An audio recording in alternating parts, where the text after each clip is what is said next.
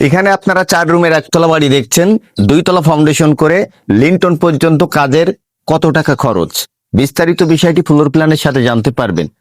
ভবনটির দৈর্ঘ্য আছে 38 ফিট, প্রস্থ 35 ফিট, ছাদ 1330 স্কোয়ার ফিট, 3 শতাংশ জমি।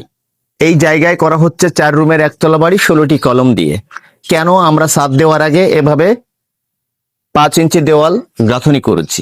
এভাবে গাঁথনি করলে সুবিধা কি? অনেক দর্শক শ্রোতা আছেন বাড়ি নির্মাণ করতে চাচ্ছেন বা কাজ শুরু করবেন, তাদেরকে একটি কথাই বলবো, বিল্ডিং এর 5 ইঞ্চি দেওয়াল মজবুতের জন্য আপনারা এই টিপসটা অ্যাপ্লাই করতে পারেন আপনাদের বিল্ডিং এ। 9 ফিট কলম ঢালাই, 9 ফিট কলম ঢালাইয়ের পর 7 ফিট 5 ইঞ্চি দেওয়াল গাঁথনি।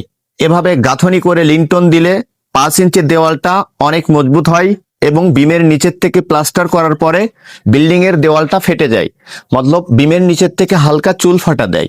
এই ফাটল কখনোই দিবে না। আপনি এমন ভাবে বিল্ডিং নির্মাণ কাজটি করবেন। এই ভবনটির এখন পর্যন্ত খরচ 13 লক্ষ টাকা।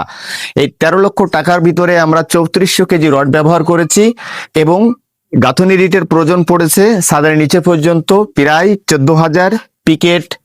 10,000 ভাঙা হয়েছে, এখন অনেক পিকেট আছে।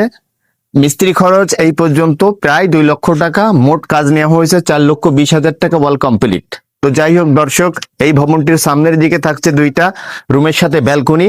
ব্যালকনির বিমটাও আমরা কিন্তু দিয়ে দেবো এভাবে গাঁথনি করে। ভবনটির ভিতরে আমরা যে কাজগুলো করেছি লং ভিডিওতে আপনাদেরকে দেখাবো। আসসালামু আলাইকুম, ধন্যবাদ সবাইকে। ছাদ দিতে পারবেন 21 থেকে 20 লক্ষ টাকার মধ্যে।